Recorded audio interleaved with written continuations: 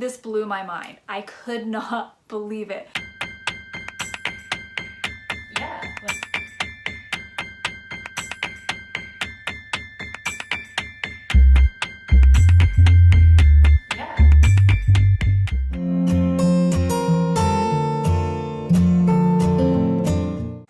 How many times have you heard that your son doesn't look autistic?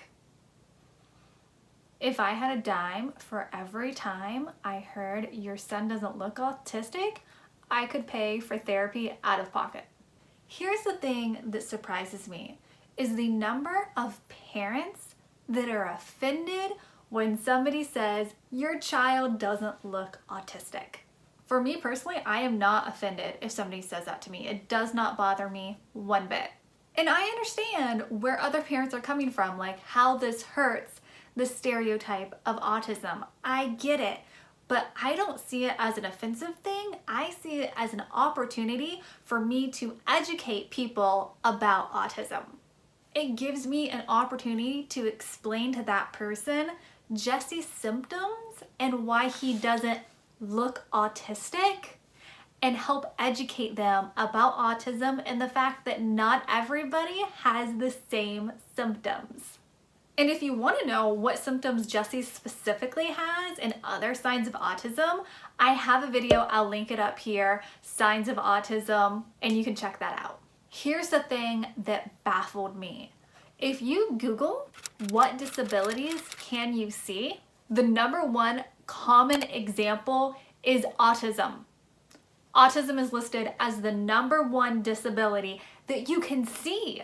Then you have Down syndrome, Tourette's, amputees, and things like that. But autism is listed as number one, you guys. This blew my mind. I could not believe it.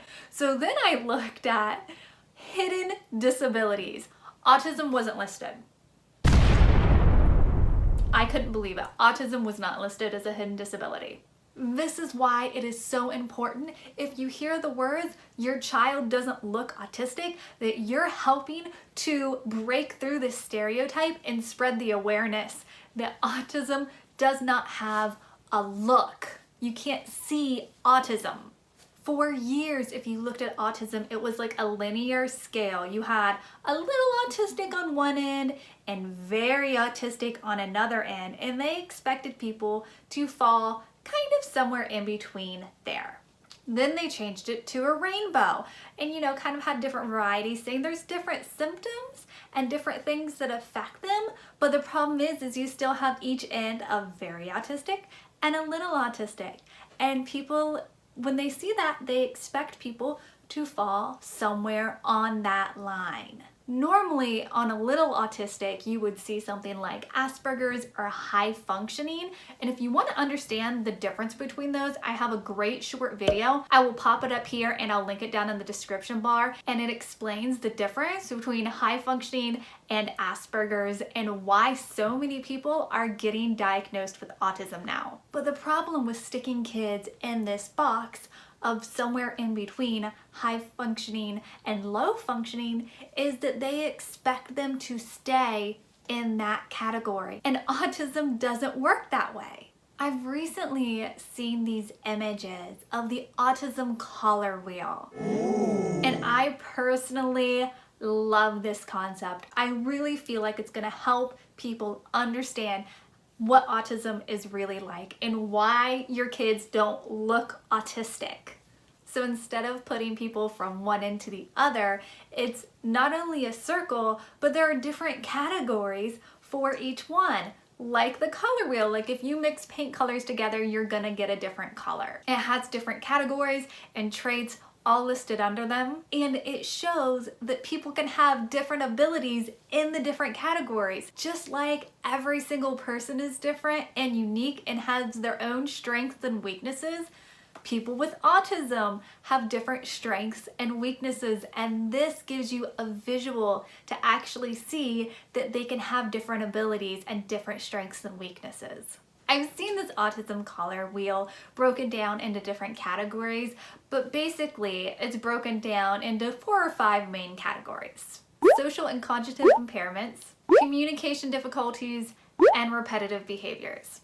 So the social part of it could include things like difficulties making friends or unable to understand nonverbal cues, facial expressions, things like that. Cognitive can include lots of things: motor skills, information processing, executive functioning, and sensory. Communication difficulties can include verbal, like delayed speech or no speech, or nonverbal ones like not pointing at things the way other kids in their age group do. Repetitive behaviors can include anything from like stimming, unable to adjust to change, and things like lining up cars in a certain direction, having to have their toys in a certain order. And the thing with this color wheel is it can adjust to them as they grow, and it can fit every autism symptom in it. So you can see that, little Johnny might have trouble with social skills, but he might have great speech. Or little Susie might have difficulty with repetitive behaviors and communication, but she's great with her social skills. Aww. So it shows those with autism's ability to be good at some things and struggle with other things. And the way that their brain is so unique, you can see that on their own little individual scale. I hope that this color wheel is helping give you a better understanding of the autism spectrum and a different way to be able to explain it to other people. It is so vital for everyone else to be educated about autism, especially with this month being April, Autism Awareness Month. They're trying to change it into Autism Acceptance Month, and I think this color wheel is going to be able to help people actually accept why autism is so different for every person. I love the quote, "Do your best until you know better, and when you know better, do better." So if you wouldn't mind, please share this video with your friends and family to help educate others about autism. Let's raise the acceptance of the understanding of autism and help people understand that it is an invisible disability and it's not something you can see. That's why your child doesn't look autistic. And if you want to learn more about autism, I have this great video. It's called Autism for Beginners. This video not only explains the basics about autism, but it also has a lot of uncommon facts that you may not know. And a whole bunch of videos like that and this one and more are always on our informational playlist if you want to check that out. I started learning about autism when we wanted to get Jesse diagnosed, and I used Audible to learn so much about autism. It's my favorite way to get new information. I'll have a link for it down below if you want to check out any books about autism.